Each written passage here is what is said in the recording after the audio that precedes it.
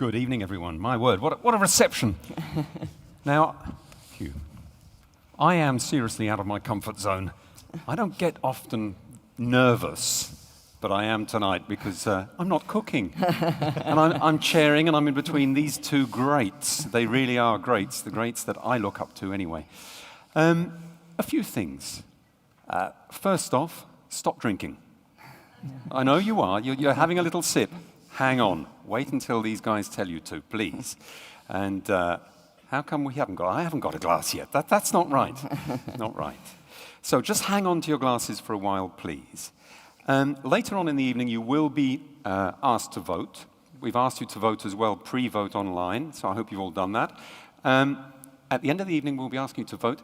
You should have a card with you, a little card similar to this, Bordeaux, Burgundy. And you will need to tear it in half, and you put in the urn or the ballot box the one that you vote for. Now remember, we're not voting for which one of these two wines is the best. We're voting for the choice of Bordeaux and Burgundy. The characteristics and the style, that's what's up for discussion tonight.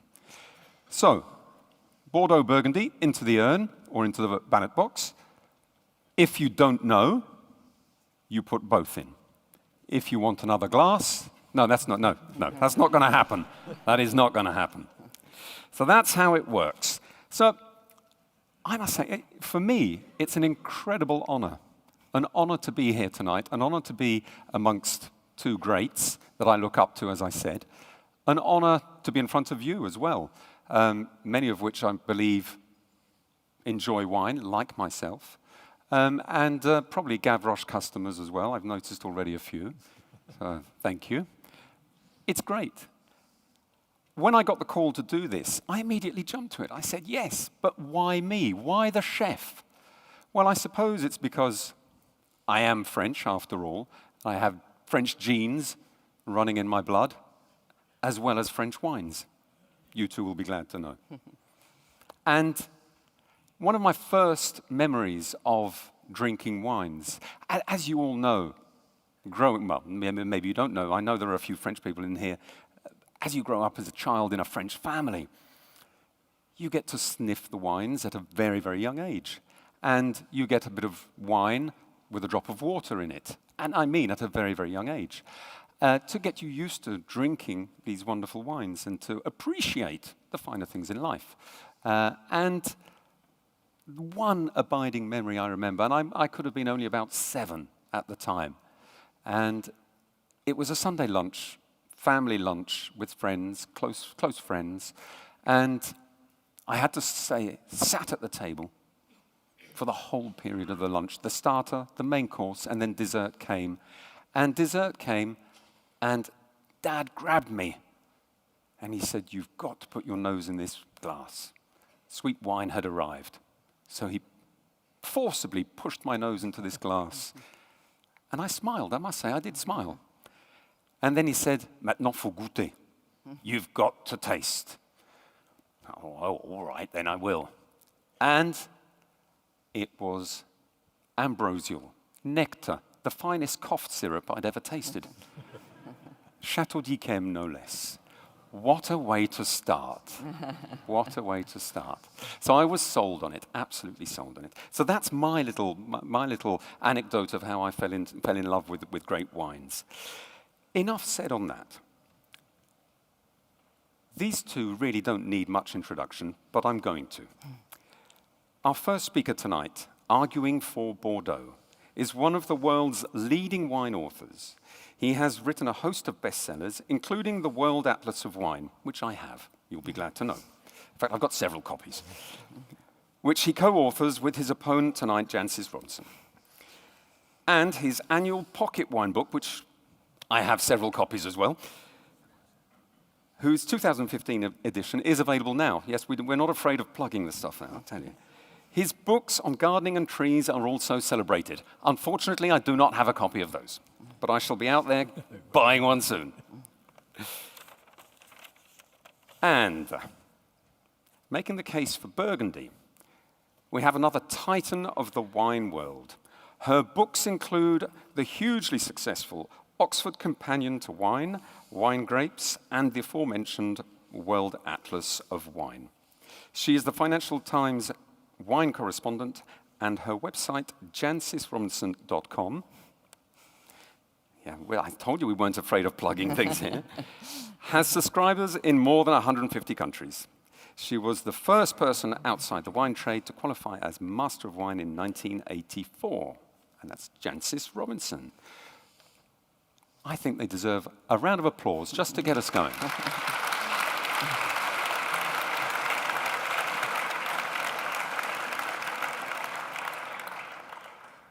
Just a little question to both of you. How did you fall in love with wine? Very appropriately, it was a Burgundy. I wasn't brought up with wine, really, but when I got to Oxford, I was exposed to some pretty nice wine, not least thanks to a boyfriend whose father gave him a little bit too much money. I liked this man very much, the father in particular. It was an evening at the Rose Revived in Witney, which I looked up today and saw TripAdvisor just 3 stars today. And it was a bottle of Chambol Musigny Les Amoureuses, 1959. Which was so much better than any student plonk that I had tasted up to then. And I put my nose in it, and I could tell that in here was history and geography and personality. And I could see that this was something that would give me huge intellectual stimulation, but also just masses and masses of sensual pleasure. And I am on the record as saying that Bordeaux, you can appreciate Bordeaux from the neck up only, but not Burgundy. That's my story. And thank you. Well, our senior universities are doing a very good job, because I'm the Cambridge contingent here. The snag is that the wines were Burgundy. But there was I pretending to work one evening in my rooms at King's, and my roommate came in a bit the worse for wear, a sort of dishevelled dinner jacket and a stain or two down his shirt, and he said, Hugh, he said, you taste these, you've got to try these 2 wines. He must have spilt a bit coming upstairs, but I did. And groggy as I was with English literature buzzing around my head, I tasted them. I said, but good Lord. I said, yeah, I mean, this one is, I don't know why you showed me this one, it's nothing much, but this one is absolutely amazing. And he said, well, believe it or not, they come from within, let's say, 100 yards of each other on the hillside. And I suppose, in a way, that was the seed that grew into the World Atlas of Wine. Fantastic. Thank you. Well, without any further ado, I think it's time for you two to express yourselves to the full and start the debate. So, Hugh, your case now. Up you go to defend the virtues of the beautiful drink that is Burgundy. Oh, sorry, Bordeaux. Actually, Jancis and I might have spun a coin for this. I rather hope somebody was going to flip us on the night. Bordeaux, well, I mean, self-evident. Bordeaux is actually, like several other wines, port being pretty obvious, and champagne being less obvious, but equally true, was actually designed for this market, the English market. We are its natural drinkers. I'll explain in a minute, but the point is that we didn't have a great choice in the Middle Ages, it's perfectly true. But when Bordeaux and England were both under the same crown, it was as good as having those vineyards in England. We didn't have any vineyards in England. So everything about Bordeaux has been precisely tuned and focused on what we like to drink in this country. I dare say our tastes have changed a bit over time, but it still pleases us enormously and in huge quantities. What is it about the taste? It goes so well with food.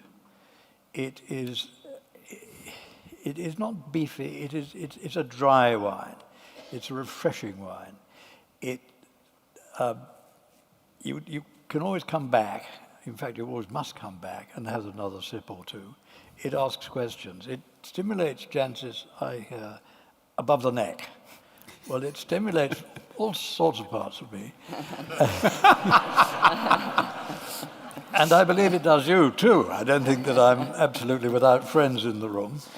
But it will be, when the moment comes for voting, and you put your X, where the X is on the glass, I believe, you will have made a very sensible move. And I'll know you're doing it honestly and in a true spirit of a fine British drinker. Michelle. My word, you're supposed to take 15 minutes. You've only taken 5. That was the opening statement. Now I've got few other remarks to make. Aren't they on there? They are. Oh, I'm confused. Up you go, Hugh. I'm always confused. I have to take a bit of ammo with me. Remind me of what I'm talking about. Very good.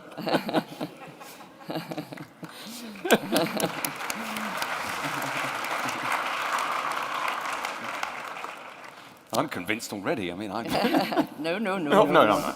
What it says here is to thank Michel for letting himself in for this party, and to thank Hannah for inviting me to be part of it, and to greet Jancis as collaborator, lifelong friend, and superstar, and of course the great wine opinion former of our time. So if she can't form your opinions tonight, she's having a night off. I said earlier, we could have spun a coin about this, and I was happy either way. But drinking is a serious business, so do take me seriously. And I'll remind you of Frank Sinatra's remark when he said, I really feel so sorry for people who don't drink. Because when they wake up in the morning, that's as good as they're going to feel all day.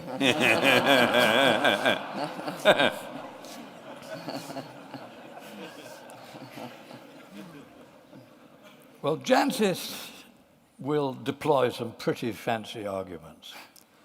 She's got it all at her fingertips, and she will demonstrate to you that for finesse, for sensuality, for variety, for the soul of the thing, Burgundy is where it's at.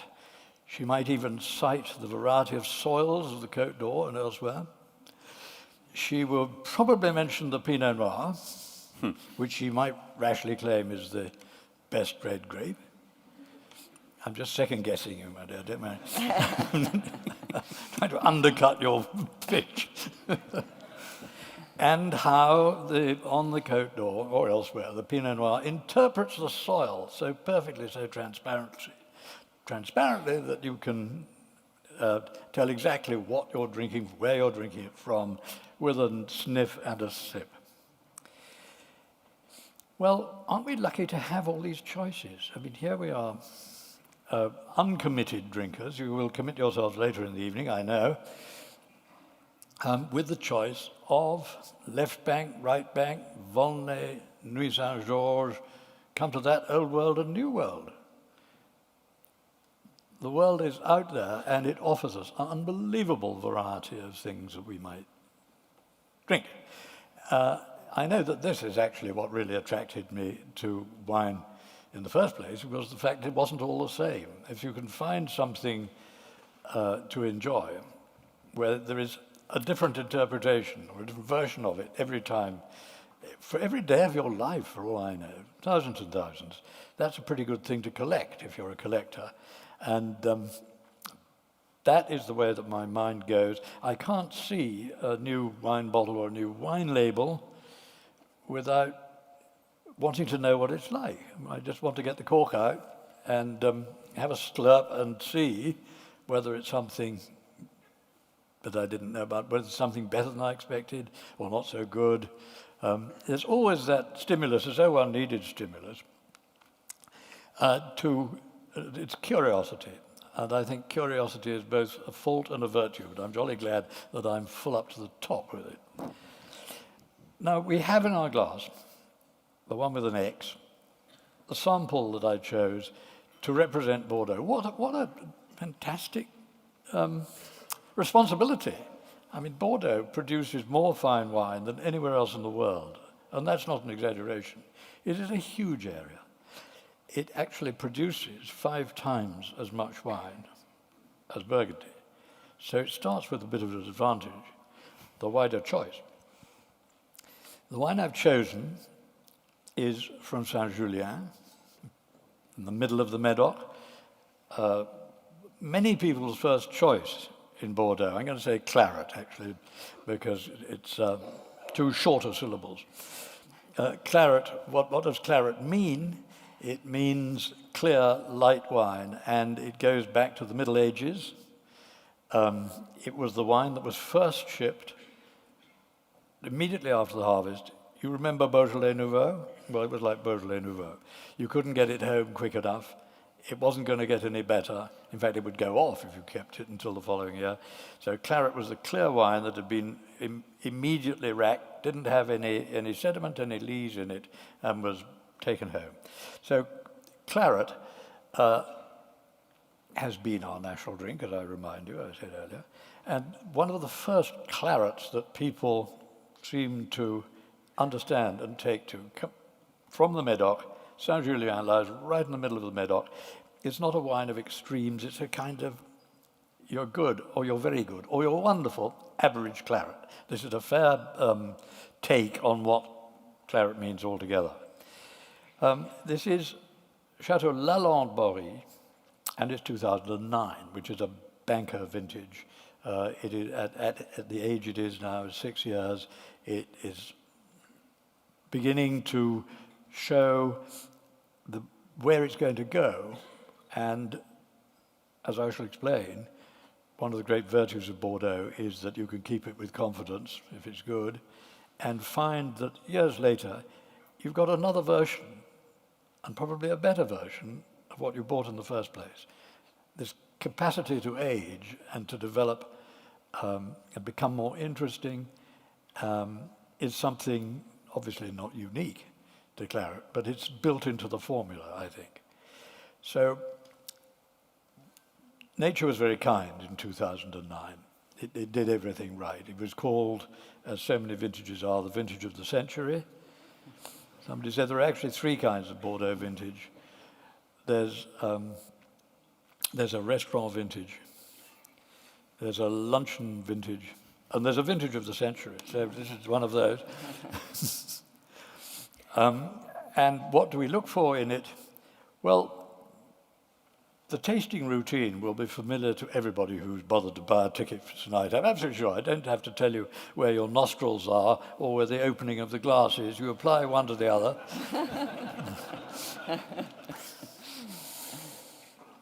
You take a long look at it. Because the light is not the most revealing in this room. Happily, I have a piece of white paper, and actually, when I'm tasting, I always carry a bit of white paper, because if it's some other color, you don't quite get the picture. I look at it and I see it's a powerful dark red, as I would hope from a young wine of a good vintage. The color is deepest in the middle. And if you look at the edge of it, the rim, you'll see it's already just started to fade a little bit. It's paler at the rim. Well, as it gets older and older, you'll see that the rim grows broader and broader until with very old wine, there's quite a sort of ring of white around the wine. This is because inside the pigments and the tannins are doing all sort of magical chemical things together, precipitating color and forming new molecular combinations, which come to your nose and make you smile. So the sniff is a very important part of it.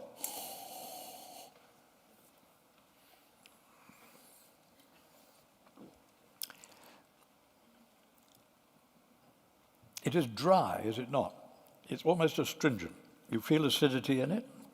You feel this isn't quite what I'd call a delicious taste. It's not easy, sweet, sort of something sumptuous that.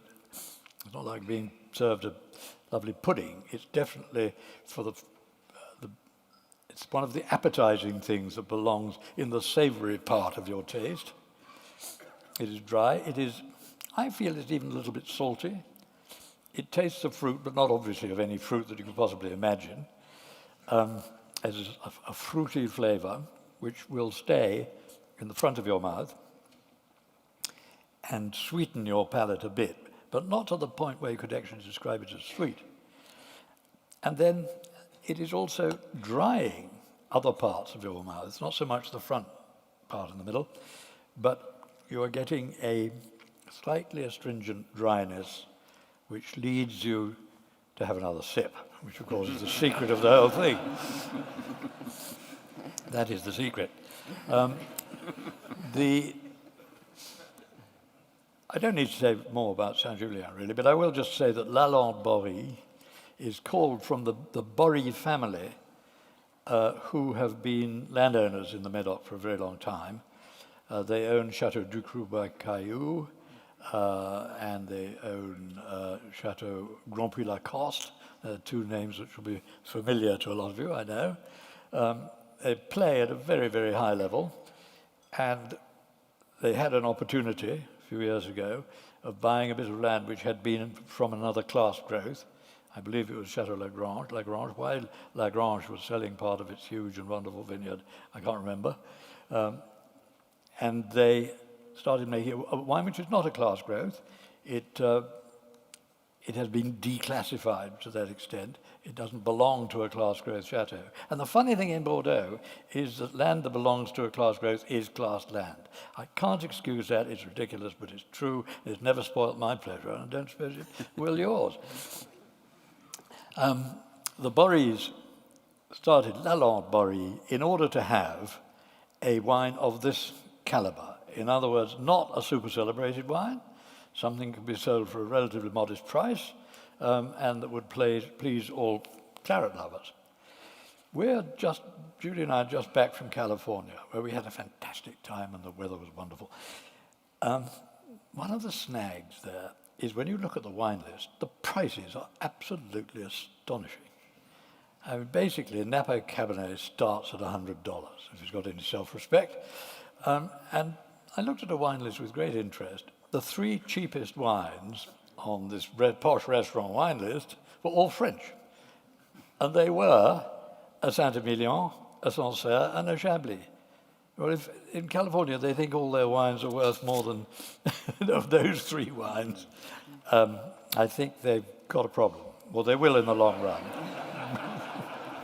There's another problem they have, but I didn't come here to talk about Napa Cabs, but I will say this, that very few people buy another bottle of the same. In fact, it stops you on the first glass. It's terribly strong. It tends to be sweet. It's in your face. And it's not what you really want to go with your hamburger. And I always think that the secret of a successful wine business is to sell two bottles rather than one. So I'm not sure why they get hung up on what the hang up is.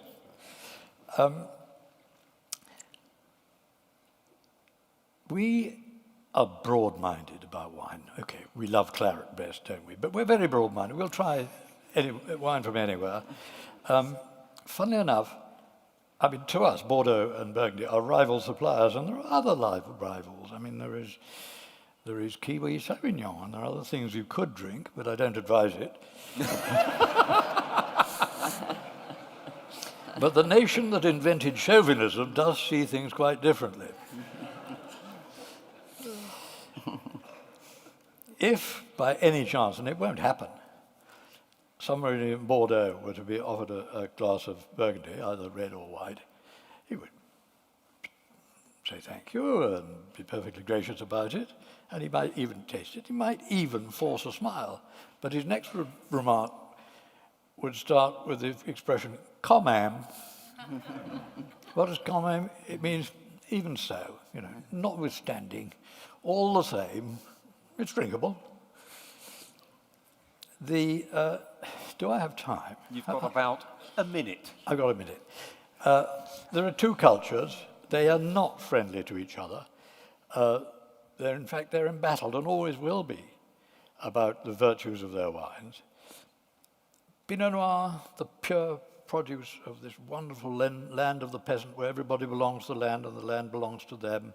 It's happened for centuries and centuries.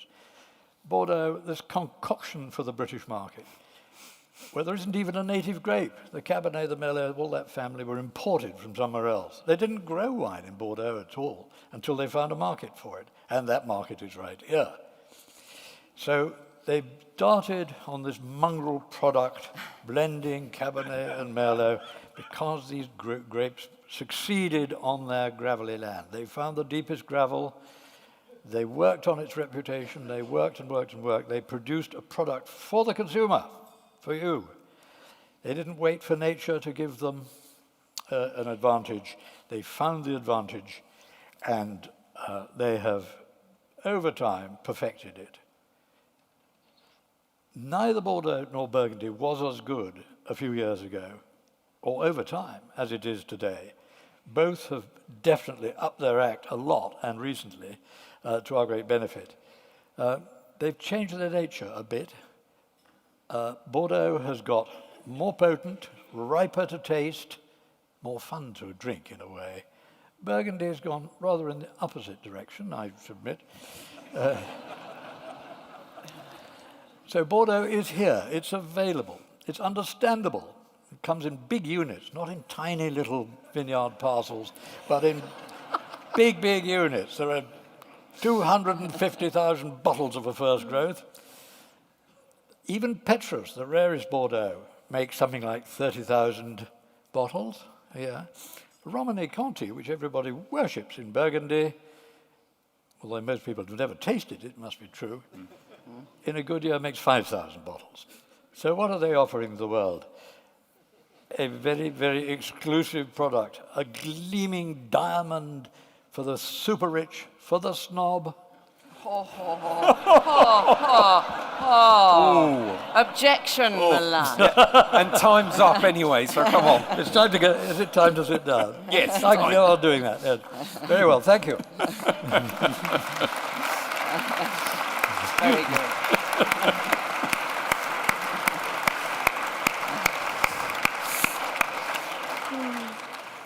Thank God he ran out of time. I wouldn't have had a chance otherwise. Okay, I don't have much time, so let's look at those three elements that were in my glass of Chambon Musigny, Les Émerauts, all that time ago. History. Well, as Hugh has just admitted, if you take the two heartlands of French fine wine production, the Côte d'Or in Burgundy, the Médoc in Bordeaux, the Côte d'Or has been growing vines since at least the 1st century AD, before Christianity. We've discovered this in 2008. Suddenly an ancient villa was found just outside Chevry-Chambertin. Until then, we thought it was the 3rd century. Whereas the Médoc, full of these class growths, was a marshy swamp until the Dutch were given a license to drain it in the late 17th century. And when, according to Hugh's lovely book, The Story of Wine, it was still described as sauvage et solitaire. So wild and just beyond the pale, basically. So Bordeaux is basically a parvenu, as Hugh admits. Geography, we move on to geography. Now, of course, the thrill of Burgundy, partly as a result of its long history, is the precision of its geography. And as co-authors of the World Atlas of Wine, Hugh, we agree wine is geography in a bottle. What's lovely about Burgundy is that its maps and its taxonomy are so refined, so precise, so dependable. And if all other variables, such as wine producer, vintage, technique is the same, different wines from different vineyards do taste different. Vosne Romanée Malconsort does taste perceptibly different from Vosne Romanée Chaume just down the hill. It's got a bit more clay, it's a bit lower, and it's very, very convincing. It's geographically convincing. At village level, the wines share common characteristics. Vosne will be lovely, racy stuff always compared with Gevrey's richness and Chambon's transparency. And over all these centuries, there's hardly been any change to the boundaries or the map in Burgundy. Medieval monks who did so much for viticulture in Burgundy would recognize many of the names that we see on labels today. Contrast that with Bordeaux, where, for a start, chateau owners are, as Hugh has just said, Lagrange said, chateau owners are constantly swapping parcels of land. And very, very few Bordeaux chateaux are one contiguous estate. They're sort of a little bit here and a little bit there, and I'll swap that with my neighbor. Even the boundaries of the communes change. I mean, the Saint-Julien appellation was recently reformulated to include somewhere that it never did. Well, I won't go into too much detail because I'll be running out of time. But as for the general character of each Bordeaux appellation, we were taught, as we were learning about wine, that they each had perceptible character. Saint-Julien was sort of in the middle. Margaux was scented and perfumed. Pauillac, a bit stricter. But these have been eroded recently too, not least because the Bordeaux producers have so nakedly chased points from certain American commentators. And so, says Headmistress Jancis, they've been beefing up their wines. As Hugh has just admitted, they've got richer than riper, and they've actually blurred some of those lovely distinctions that they used to have and that they should be so proud of.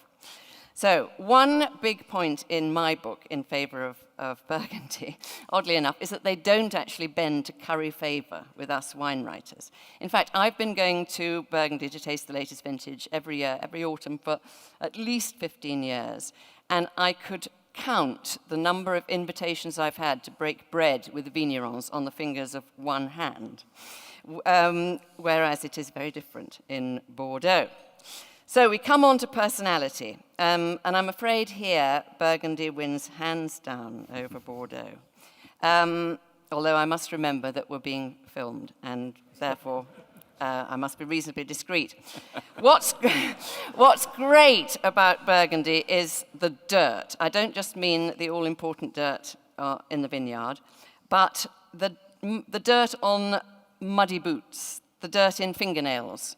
Someone even like Dominique Lafont from as noble a domain as Domaine Comte Lafont, he has filthy fingernails because these are the people who both prune the vines and make the wine. Whereas in Bordeaux, hardly any of the most famous wine folk would know what to do with a pair of secateurs.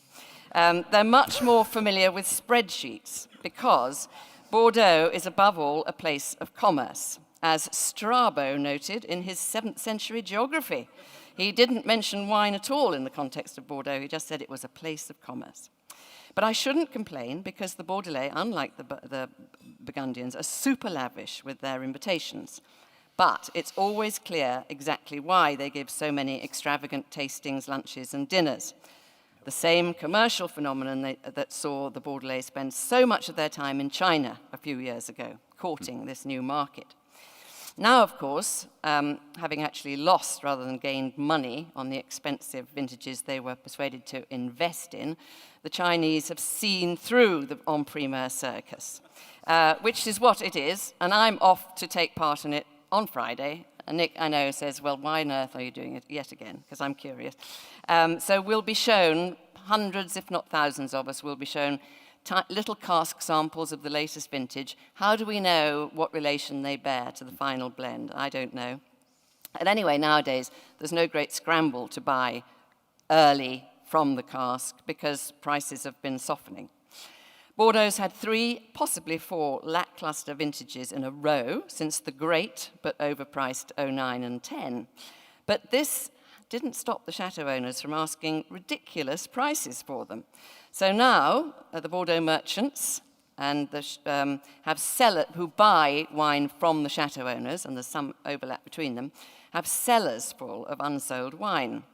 And younger wine drinkers around the world today, there are many of them who actually don't really know Bordeaux, because you don't see Bordeaux on the wine list of all that many places where these young people are going.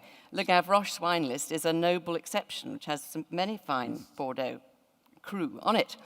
But I'm worried, and I'm not the only one, about the future of Bordeaux, because I have a feeling they are losing, they've lost their appeal to a new and younger generation. But even this has done nothing to make the Bordelais take any notice of a letter sent to them by the 12 top buyers of Bordeaux among the UK merchants, who were asking them to release this latest 2014 vintage at the same, no more than the 2008 prices, because otherwise they think they just won't be able to sell it and attract customers. But they're taking no notice, because sadly in Bordeaux pricing is all about being slightly more expensive than your neighbour, rather than actually attracting consumers. On the other hand, Burgundy pricing has been really quite judicious. They either keep their prices, if that's expensive, it has to be expensive because, as Hugh says, it is produced in tiny, tiny quantities, far smaller than Petrus. Particularly, say, a Grand Cru might come from just 2 barrels, whereas, the first growth chateaus are full of hundreds and hundreds of barrels. But they don't zoom up the prices, and the prices do have something to do with quality. The traditional UK wine merchants have been making so much less money selling Bordeaux recently that they've all been trying to develop new areas, such as Barolo. But it's almost impossible to find a new source of supply in Burgundy. You have to join the end of a very long queue, and that's another attraction to me, the constancy of trading arrangements. Burgundians sell to the people they've always sold to. And it often goes from one generation to another, rather than just passing it on along a sort of very ramified chain to the merchant who then sells to the importer. And in between the two, there's a courtier, a broker, who has this wonderful job of ringing up the chateau and saying, "What are you thinking of charging?" Then ringing up the merchant and saying, "He's thinking of charging this, what do you think?" And communicating between the two. It's very, very indirect society, Bordeaux. So, in conclusion, you'll be glad. How much longer have I got, Michel? You have got 3 minutes if you want them. Great. Oh, I do.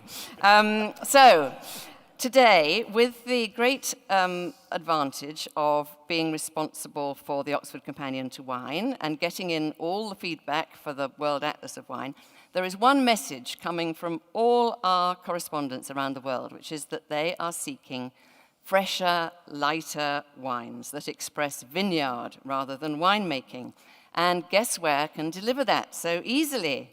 A great red Burgundy is above all transparent. As you can see in your glasses, it's not as deeply colored, and it is fresh, it's beautifully perfumed.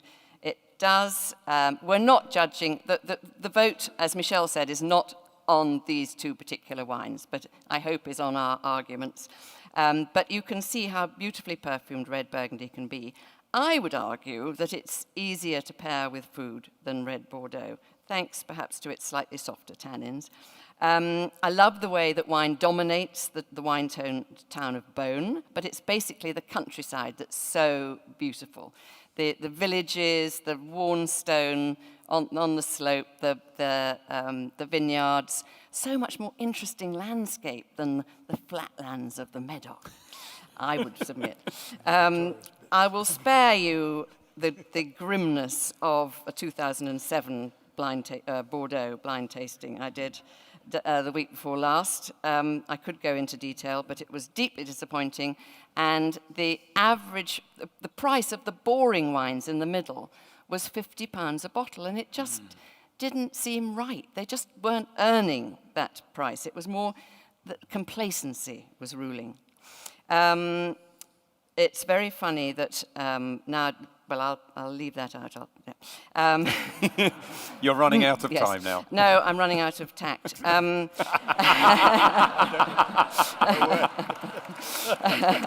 Yes. But I will finally address one of the very few criticisms that's levelled at Burgundy, which is unpredictability. The unreliability of producers is no longer true. It was, but the dodgy negociants are by and large a thing of the past. And the better producers actually manage to produce really good wine year in, year out. That is absolutely gorgeous. So thank goodness for both Burgundy and Bordeaux. I'd hate a world without them. And if I've got any time left, all I'll do is just say these romantic names. Romani Conti, Puligny Montrachet, Nuit Saint-Georges sounds good enough to me. There's just so much romance in Burgundy. I hope you agree. Thank you. Thank you. Well, bravo to both of you, and hopefully now the gloves are off. I need to just announce the result of the pre-vote. So before the debate, we have 45% for Burgundy, 35% for Bordeaux, and 20% don't know.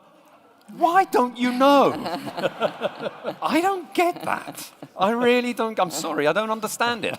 And another thing I will say is if a chef cooks for me and he's got dirty fingernails, I wouldn't eat his food. Now, is that the same for the wine? Oh. Well, he's not stirring it.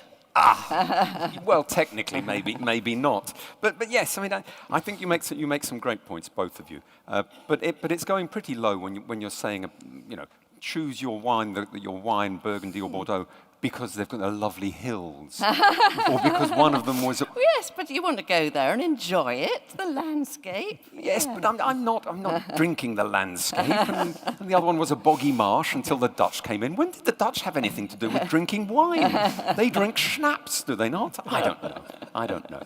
But you make some very valid points, and I must say, price for me is one, and I'm sure for you as well. Price issues, and I think both regions have price issues.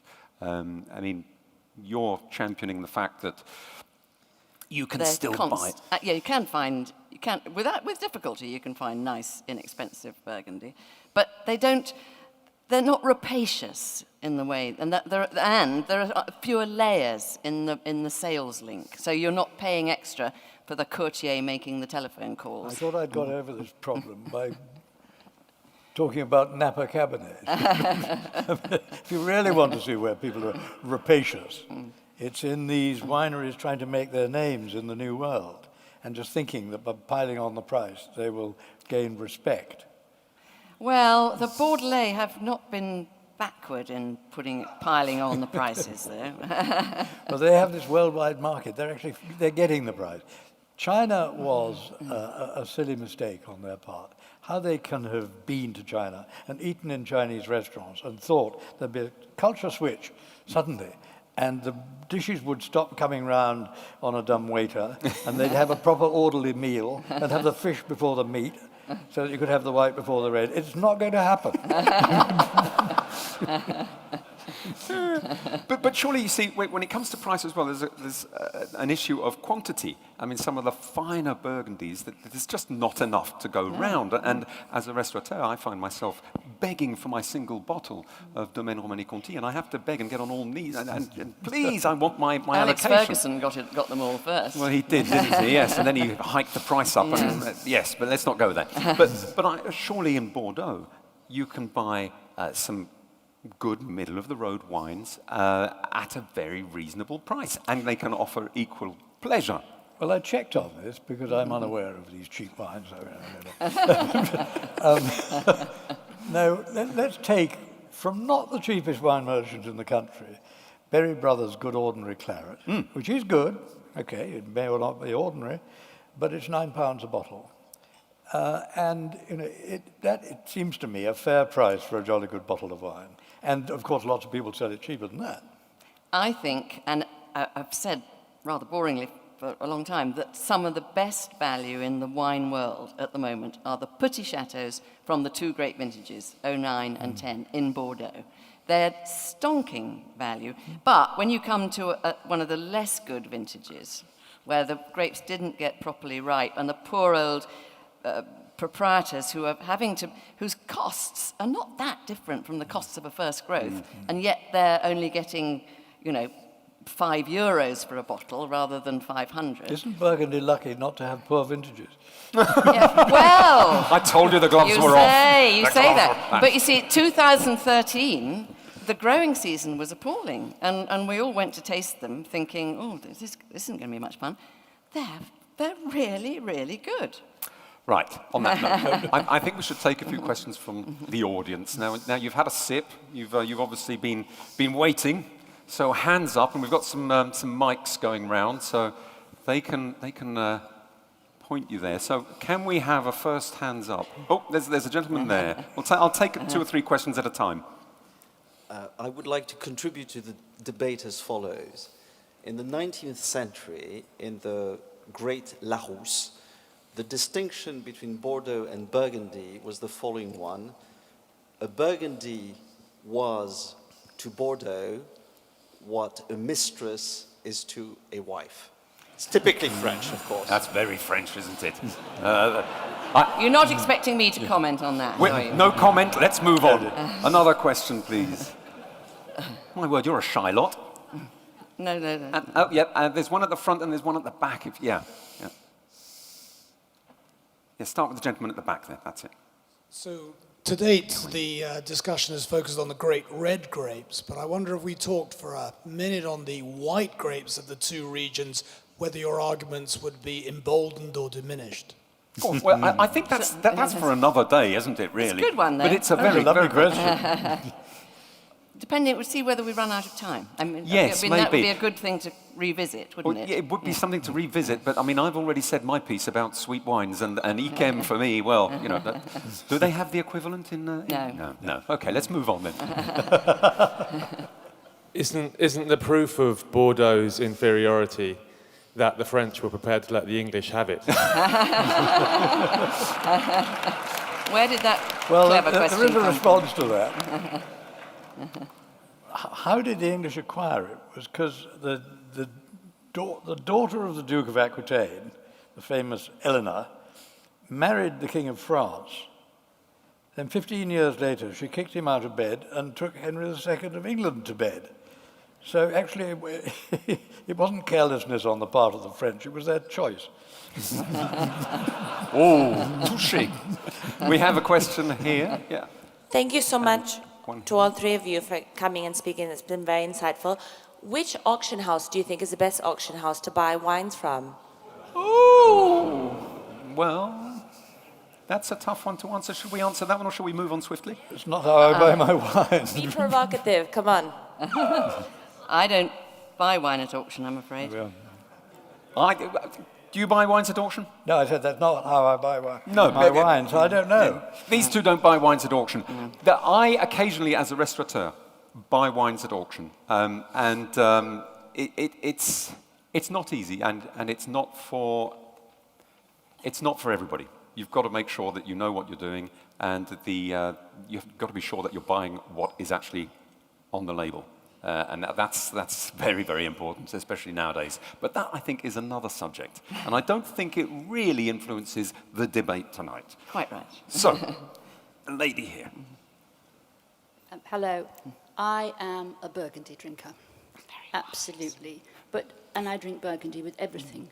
But I was interested with fish, with meat, with eggs. So I was interested that Mr. Johnston, when talking about having his dinner, he said, and you start with your fish and you have your white wine.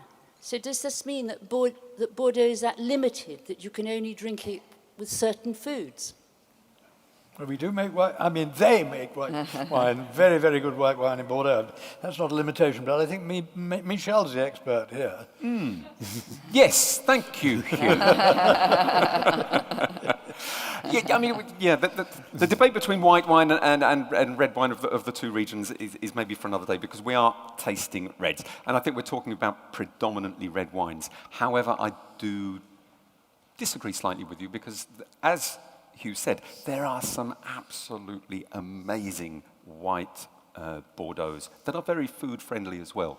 And I think what you're intimating is the fact that a Burgundy is probably more food-friendly and can go with fish, can go with eggs, can go with et cetera, and so on and so forth. However, a really old Bordeaux, one that has had time to mature and has lightened up and still has a little balance of fruit and acidity, will also match a really good meaty fish. And I have done so, in fact, in previous food and wine dinners. Lobster as well. Lobster, a matelote de homard with a little bit of red wine in the sauce.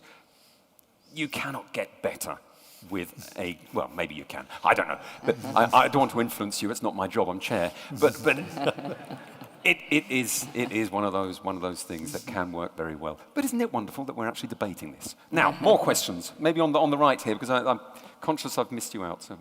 Oh, hello. Neither of you have spoken about the sensual experience of the wines that you're talking about, as far as I'm concerned, anyway. Well, I kind of touched on it at the very beginning. Well, I had a go at describing my Saint-Julien, but obviously it didn't come across. But that is a difficulty. Yes, I mean, it's pleasure after all. Yeah. I mean, that's basically what you're saying, isn't it? It is the pleasure of drinking and how much pleasure you get out of Bordeaux or Burgundy. I'm guessing that's what you're intimating. Yes, but perhaps I could chip in. I think a lot of the sensual pleasure of wine is in its aroma or developing into something more complex. And actually that touches on perhaps quite a significant difference between the two, that in general, Burgundy is more perfumed in youth. Then Bordeaux can be a little bit low-key, and you're getting a lot more tannin, and you're tasting potential rather than reality. But I would be the first to admit that a great old Bordeaux reaches parts others don't. It's a miracle sometimes that it lasts so long. But sadly, we are living in an age where very few people can afford or physically have space to age wine. And so there's a certain convenience, in a way, if one can use such a debased word, in red Burgundy, which can deliver sensual pleasure earlier. But there are two schools as well, basically, which are being demonstrated in the two glasses you have. And it's a very clear-cut difference. Bordeaux has grip. Burgundy has, whatever it has, it's not grip. The another four-letter word. So you've got a ready-made demo here, and you've got a choice. Which of these two glasses gave you more pleasure? And that is what we will find out, I trust, later on. But as Michel said, it's not, the contest isn't strictly... But this is our evidence. Yours cost a lot more than mine. But no. There's a gentleman over there. Hi. Hello. Yeah, of course these things are not mutually exclusive. You get both. I like both Bordeaux. I play cricket against Bordeaux Cricket Club in the grounds of Château Giscourt, which is fantastic, particularly when it's raining. And we go to every Hospice de Beaune weekend in November. But for me, if you're looking at taste, the delicacies of a fine Burgundy, like a Latrissière Chambertin or a Clos de Vergeot, which you can get for about €80 a bottle, but say 2009 or something like that, these are fantastic tastes which really are not met by only... anything other than the very best Bordeaux's, and they're much more approachable, younger. So for me, Burgundy wins it purely on the delicacy of the taste of really good Pinot Noir. That's a statement and not a question. Well, okay. You have to disregard it then. Right, let's have some more questions, please. Up there, yes? We'll take a few from up there. Yeah, I've really enjoyed tonight. Thank you so much.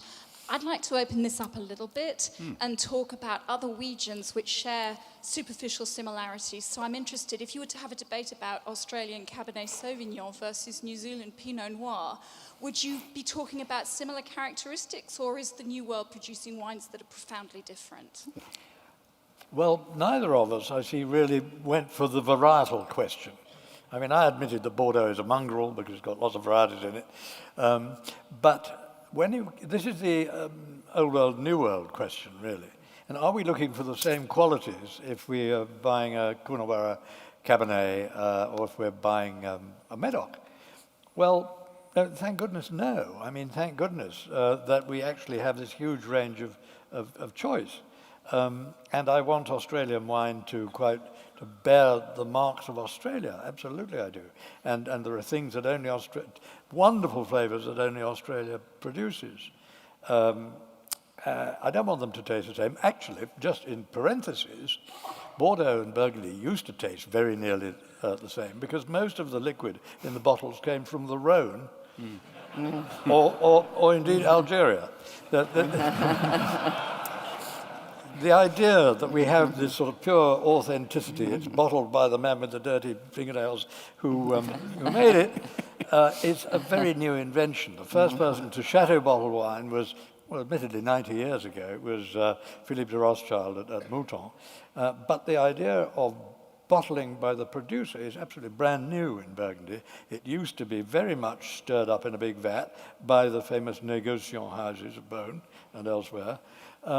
And Rhone wine was a large part of it. And actually, I must just recall that 1972 was the year when this was outlawed by the European Union. Excuse me. And dear old Avery's of Bristol, who always satisfied their customers with marvellous wine, had to stop putting labels that suggested that this wine was a Montrachet. It was called Baron de Montfort or something, which in fact was the brew, but they found their customers over many years appreciated and loved. So we are in a very different world from the one of 40 years ago. But it was still well into the late 70s, if not early 80s. You could find Avery's bottles with one label stuck on top of another. Right, let's have a few more. Up there at the top. Hi, yes, thank you very much. It's been very informative. But with respect to, please comment on this, with Burgundy, is it the uniqueness of Burgundy and the Pinot Noir and the terroir that makes it special? Because if you look at Bordeaux and Old World, Bordeaux is created, or the blend is created in Spain and in Italy with beautiful wines, Vega Sicilia or Anaya, that match a Lafite or a Mouton or a Latour. So is it because Pinot sucks everywhere else on the planet? No. I think that the lady up there would disagree with you. I think she's got a tendresse for Kiwi Pinot, personally.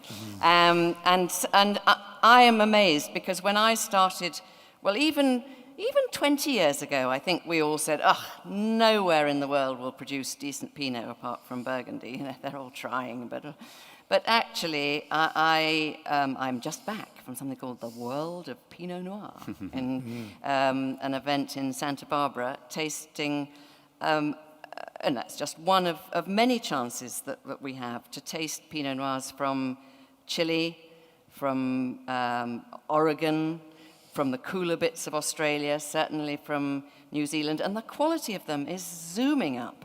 So they haven't got anywhere near the sort of crunchy, funky terroirness. That's a word we haven't used tonight, isn't it? We haven't used the word terroir, which is quite To everybody's relief, I expect.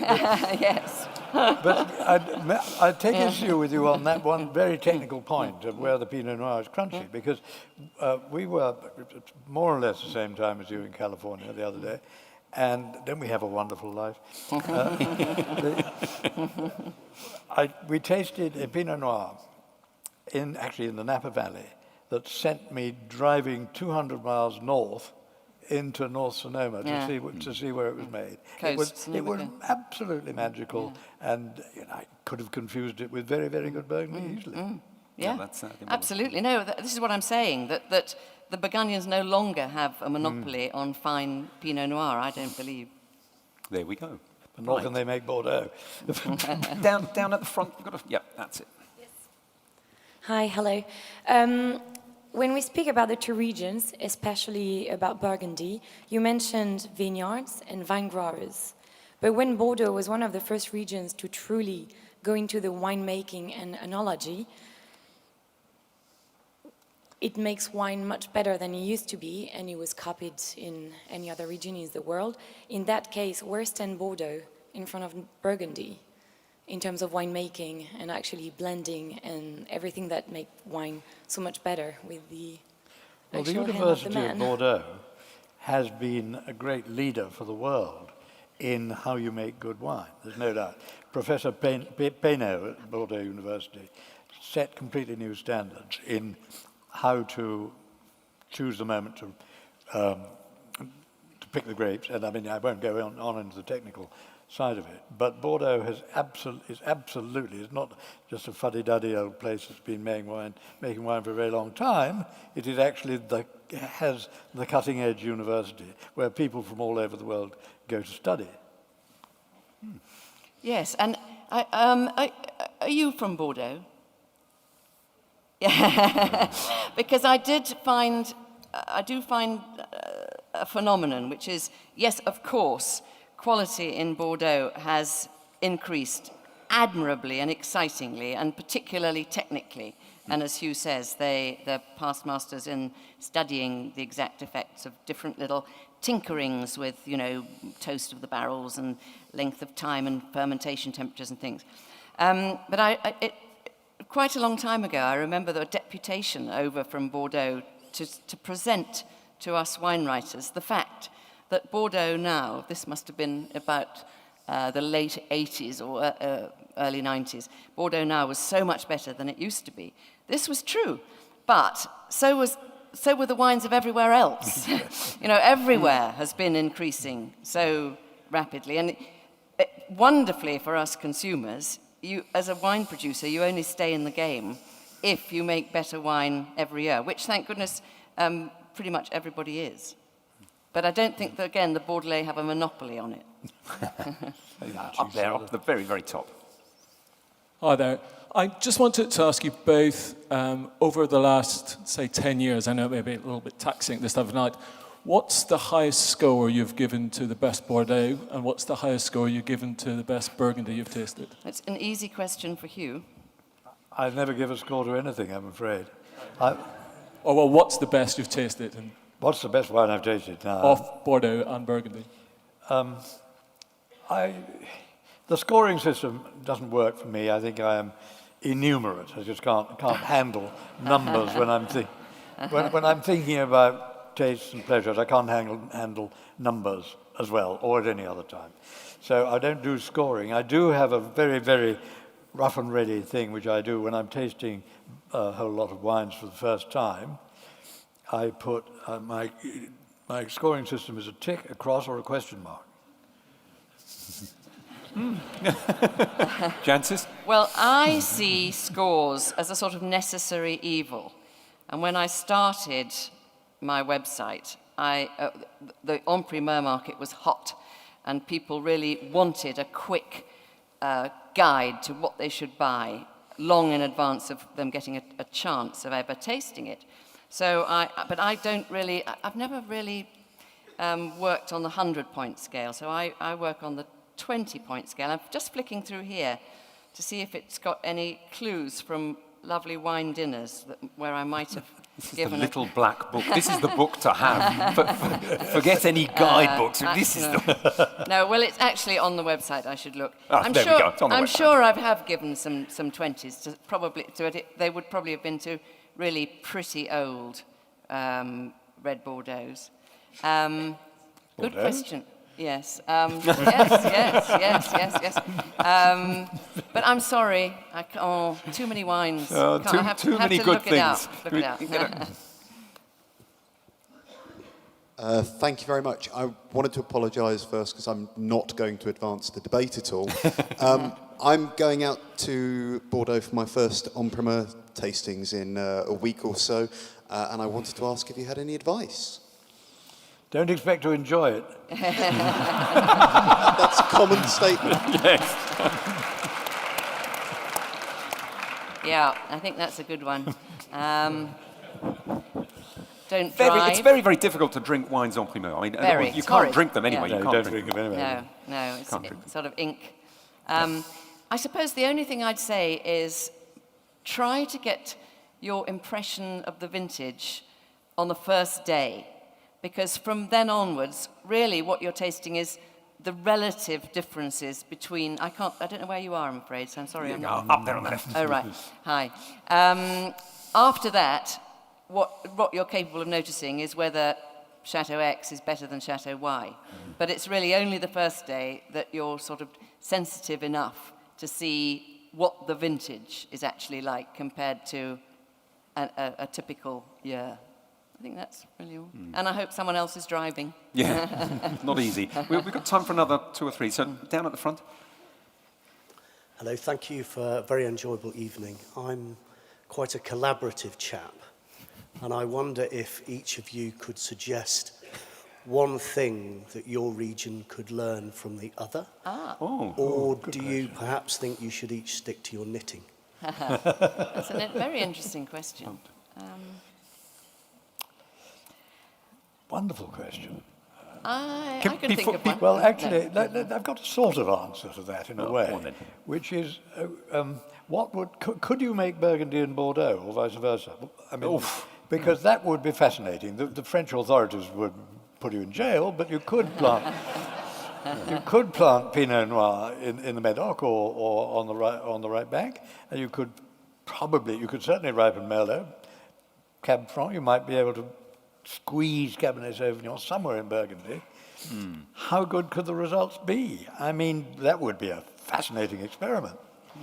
Yeah. I mean, that's a good question, but it would never happen. It's not going to happen. No way. Knowing the French as I do, it's never going to happen. Now, I do believe that the ushers are going to come round with their ballot boxes, so now is the time to get voting and make that decision. As I said, you tear off and you put in your choice. If you still don't know, which is crazy, you put both in. And just a little bit of a... Good Lord, you're an unruly mob, aren't you? That's it, give you a glass of wine and you're gone. You're away. Can we have just a little bit of silence before I get all chefy and start swearing at you? Quiet down a bit now. Shush, shush, shush, shush, shush, shush. Shush.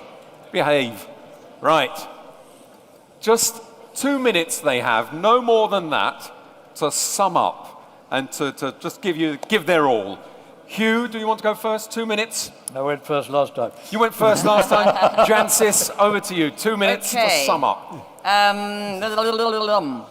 Quiet, please. Jolly difficult, because we've ranged far and wide, haven't we? Summing up.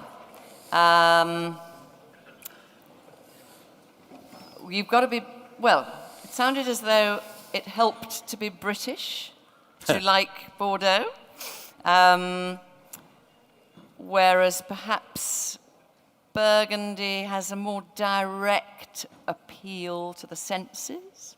So it doesn't matter what nationality you are. I would certainly absolutely concede that it's easier to find a bargain in Bordeaux than Burgundy.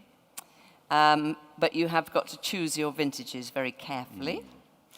And with Burgundy, it really does help to get to know the names of the producers, which is the key. The best producers, even the most basic Bourgogne Rouge from a good producer will deliver enormous pleasure. And I wish you lots of it. I think that's as best as I can do. You? Well, we'll discover who's in the room, because if we have a room full of geeks, Burgundy will win. Oh, you. So underhand. If we have a room full of true Brit drinkers, it'll go Bordeaux's way. I can't see well enough to judge you from here. That's it.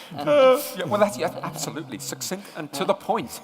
Now, there's still coming around, so please do put your vote in. It's very, very important. I mean, it's not it's not the elections coming up in 50 days. It's not going to sway either way, and I don't think that Monsieur Farage is in the house. So there's no beer, no pints of beer. We're not debating beer against wine. Oh no, something far more serious, far more serious than that. So I think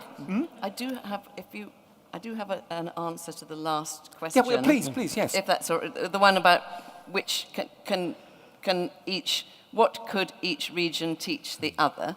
And there's a slight nod to the white wine faction here. I'd say that the white wine makers of Burgundy could learn a bit from the white wine makers of Bordeaux about how to avoid premature oxidation. But they are doing so.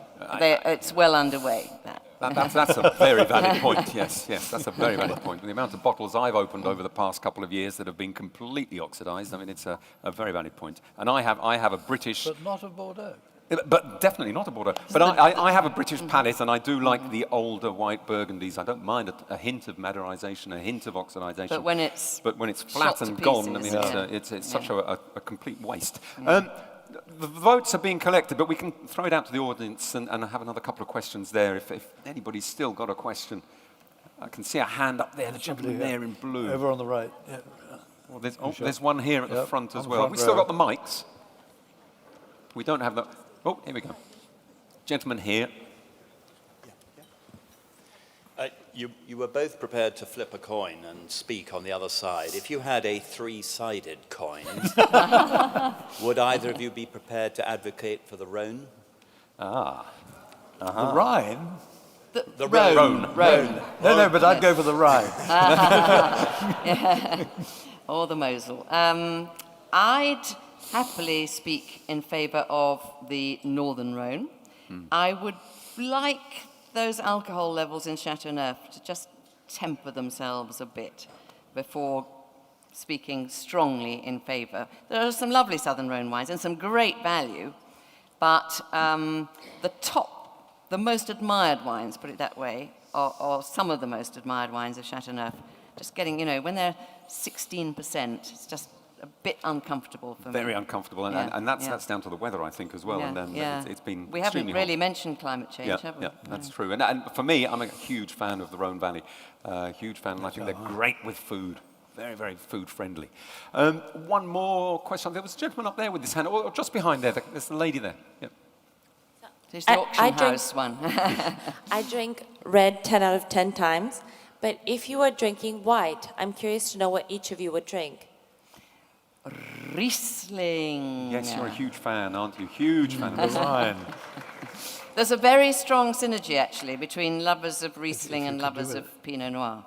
There's a chap over here who's had his hand up a long time. Yeah. What white wine would you drink? As between Bordeaux and Burgundy. Was that the question, or was it any old white wine? Any white wine, I think. What would be the first on the list? Well, I'm a great lover of the Riesling grape, and why they don't grow it in Bordeaux or Burgundy is a great mystery. Well, I'm going to throw a cat amongst the pigeons and say Condrieu for me. Condrieu. Yeah. Love Condrieu. Complexity, the You know what? the We aroma. could just throw out names of wines and we'll get some clap. Some corner of the room. I'm sure we would. But Condrieu for me, I mean, it doesn't even need food. You could just drink it whenever. Breakfast, lunch and dinner. So apparently somebody up here had a... Yeah. So in any sane world in which you're not intellectually bereft or emotionally stunted, Burgundy would be the hands-down winner of this debate. Is that a question? Why is it, please, why is it that so much Burgundy is dilute and disappointing and overpriced? Who are you buying it from? That's a quantitative question. Well, I'm sad that you have such terrible experiences. But, well, maybe you need more of a guide. Maybe you need JancisRobinson.com. Yes, or Hugh's pocketbook. Oh, he's going to say now. But it is true, is it not, that Burgundy fell into the... Are you offering me a subscription? No. But there's a partial answer. Burgundy fell deeply into the hands of the robber barons, of the merchants, and they made such a mess of it. And it went on and on. And the whole idea of the beautiful, pure, authentic, transparent wine that Jancis is talking about is a novelty, it's a rarity, and you have to struggle to find it. I couldn't agree more that it's the most sublime drink on earth, bar one, but it's unfamiliar to most people. To most people, Burgundy is a bit of a stew. Well, it has got so much better. I mean, the robber barons era ended certainly in the 90s, and there are so few dodgy producers left in Burgundy. There are underperforming growers, I'll give you that. But the era when stuff was just being trucked in from any old where and blended up is pretty much over. I'm very worried about you. Go and see a doctor. There's somebody else behind there that had a question. Right, so now I have a question for Hugh Johnson and another one for Jancis. The first one for Hugh Johnson would be, what would be your most sensual, amazing experience that you would have with a Burgundy? And to Jancis, that would be, what would be the most exciting experience that you had with the Bordeaux? That we have actually had, you mean? Or not imagined for the future? Yes, that Yeah. you had. Oh. No invention, no invention. Hugh? Well, golly, this is a question I dread, because although my long-term memory is supposed to be improving, my short-term memory has had it. I don't know quite where to look in my head for the answer. Do you know what? And this perhaps, it doesn't answer the question of where to find good value Burgundy at all, but one of the most exciting Burgundy experiences I have is tasting in the cellars of Domaine Leroy, whose wines are just got so much energy and excitement. She was an early adopter of biodynamics and so forth, and she's utterly uncompromising and very difficult. But what there is in that cellar Don't is they spoil you extraordinary. for the rest of Burgundy? Yes, yes. And I also remember when Bouchard Père et Fils was bought by Joseph Henriot of Veuve Clicquot. There was a lot of old wine in the cellar. And I remember a great dinner there, picking away at some of those plums. Because really old Burgundy in good condition is very rare. And there was a chance to enjoy some there.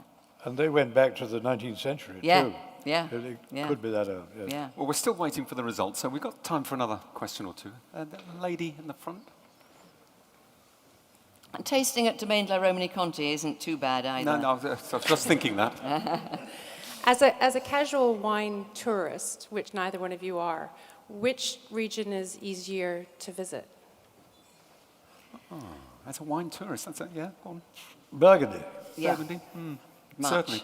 much. Definitely. Bordeaux is only slowly opening the doors of its chateaux to let in the odd tourist. Has everyone voted? Because then I can tell my story. Everyone has voted.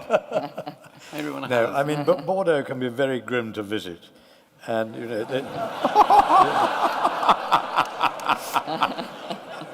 there is a tradition of the chateau owner and his blazer.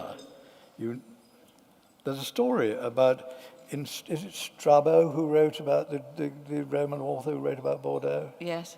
Well, he's supposed to have spotted a negotiator Britannicus on the quayside of Bordeaux. He knew him by his blazer. I would say, I mean, if you're new to wine tourism, head for Provence. Head for Provence, Languedoc, along the coast, Bordeaux. They are extremely friendly. They embrace wine tourism, and there are many degustations you can have there, and some jolly good wines as well, some very good food. So head for that region, and I tell you, you will have a wonderful time, a truly wonderful time. Better swimming than Burgundy. And great swimming, yes, you can jump into the Mediterranean and have a whale of a time. Right, now, I have to remind you of the previous vote, as I said, was 45% in the favour of Burgundy, 35% in favour of Bordeaux, and 20 don't know, fools. There you go. And I hope there's not as many don't knows. And the vote for tonight. What? Oh, no, sorry. I was reading the top line. I thought I read the top line. I thought, there's no change. The vote after tonight. 55% in the favour of Burgundy, 44% in the favour of Bordeaux. So that's gone up. That's gone up. And only 1% of don't knows, thankfully. Thankfully. So the swing on That's very good. Well done. Plus 1% swing. Now, I don't know about you, but I have had an absolutely amazing time, and I wish it could go on forever. It's been wonderful. So thank you for coming tonight. Thank you for your participation as well, and it's been absolutely wonderful. Thank you. Bravo, Thank you. Brilliant. Well done.